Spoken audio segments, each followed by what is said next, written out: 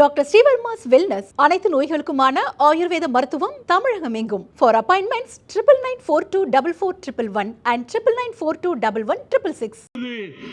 அதற்கு ஆபத்து வந்து விட்டது. இதை ஓங்கி பேசிக் கொண்டிருந்தார் ஒரு வடநாட்டைச் சேர்ந்த பிஜேபி எம்பி. கண்டமேனைக்கு எதிர்க்கட்சிகளை, காங்கிரஸ் கட்சியை, திராவிட முன்னேற்ற கழகம் உள்ளிட்ட எதிர்க்கட்சிகளை அவன் இந்தியிலே பேசி படுமோசமாக பேசினான். இந்த பக்கத்திலே இருந்து எதிர்ப்பு குரல் எதுவும் எழவில்லை. எதிர்க்கட்சிகள் வரிசையில் இருந்து என்னால் தாங்கிக் கொள்ள முடியவில்லை. இந்தியை கொண்டு வருவோம் என்கிறான், சமஸ்கிருதத்தை நிலைநாட்டுவோம் என்கிறான், பொது சிவில் சட்டத்தை கொண்டு வருவோம் என்கிறான். எவ்வளவு துடிச்செறிவருக்கு இந்த நாடாளுமன்ற உறுப்பினருக்கு என்று நான் எழுந்து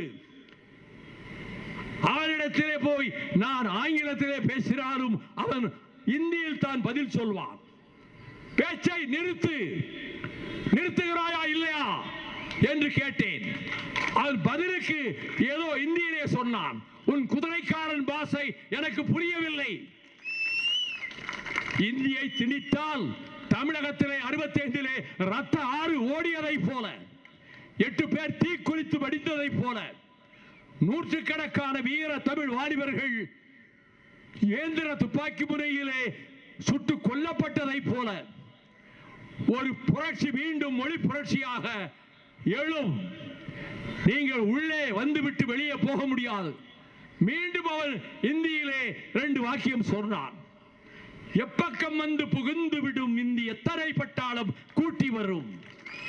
அற்பம் என்போம் அந்த இந்திதனை கண்ணன் கிளிபட நேரும், கட்டாய இந்தியை வெட்டி புதைப்போம் என்று நான் பேசிவிட்டு தொடர்ந்தேன். அந்த பேச்சுக்கு உலக நாடுகளில் உள்ள தமிழர்கள் எல்லாம் பாராட்டு தெரிவித்தார்கள்.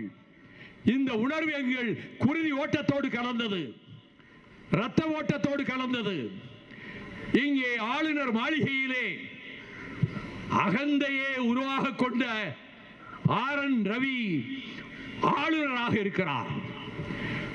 இதுவரை தமிழகத்திலே வந்த எந்த ஆளுநரும் இவரை போல தான் தோன்றித்தனமாக அகந்தையோடு ஆணவத்தோடு பேசியது கிடையாது. அவர் தந்தை பெரியார் பெயரை, அண்ணல் பாபா சாஹேப் அம்பேத்கர் பெயரை, பேரறிஞர் அண்ணா பெயரை, முத்தமிழறிஞர் டாக்டர் கலைஞர் பெயரை இங்கே உச்சரிக்க மாட்டேன் என்று முடிவெடுத்துக் கொண்டு அந்த பேச்சினுடைய அந்த பகுதிகளை எல்லாம் அவர் கடந்து அவர் விருப்பத்துக்கு பேச ஆரம்பித்தார். இது மாதிரி ஒரு ஆளுநர் நடந்து கொண்டதில்லை. முதலமைச்சர்கள் ஆளுநரை கட்டுப்படுத்தக்கூடியவர்கள் தான். அதே போல மேற்கு வங்காளத்திலே ஒரு முதலமைச்சர் இருந்தார், BC Roy, doctor BC Roy. அப்பொழுது பெருமாறி நிலத்தை அண்டை நாட்டுக்கு கொடுத்து விடுவதென்று பண்டித ஜவஹர்லால் நேரு அறிவித்திருந்தார், மசோதா கொண்டு வந்தார். உடனே இந்த சந்தர்ப்பத்தில் மேற்கு வங்காள ஆளுநர் PC ராய் என்ன செய்தார் தெரியுமா? இங்கே மத்திய மந்திரி எவரும் உள்ளே நுழைய விடமாட்டோம், வங்க மாநிலத்துக்குள்ளே நுழைய விட மாட்டோம், மேற்கு வங்க மாநிலத்துக்குள்ளே என்று சொல்லிவிட்டு என்ன செய்தார் தெரியுமா? இங்கே இருக்கிற ஆளுநர் டெல்லி ஏகாதிபத்தியத்தினுடைய அடிவரடி ஏஜென்ட் இங்கே இருந்து கொண்டு அதற்கு துணையாக, மத்திய சர்க்காருக்கு துணையாக இன்னும் செயல்படுவாரானால் இந்த நிமிடத்திலிருந்து ஆளுநர் மாளிகைக்கு மின்சாரம் துண்டிக்கப்படும். அதே போல மின்சாரம் துண்டிக்கப்பட்டது. இந்த நிமிடத்திலே இருந்து ஆளுநர் மாளிகைக்கு குடிநீர் விநியோகம் நிறுத்தப்படும். குடிநீர் குழாய்களும் அடைக்கப்பட்டன. ஆளுநர் பதறி போய் ஒன்றும் செய்ய முடியாமல் ராத்திரியானவுடன் மெழுகுவர்த்திகளை கொண்டு வர சொல்லி அங்கே மெழுகுவர்த்திகளை கொளுத்தி வைத்து அவர் அந்த நாளை கடந்தார். அந்த துணிச்சல் உள்ளவர்கள் தான் தமிழ்நாட்டிலே உட்காருங்க.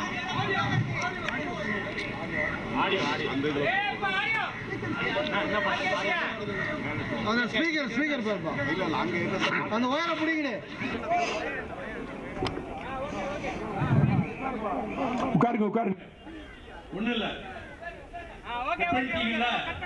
சரி, இந்த உங்கள் நெஞ்சிலே எரிகின்ற நெருப்பு அங்கே பற்றி கொண்டது, அதனாலே அங்கே நெருப்பு எழுகிறது.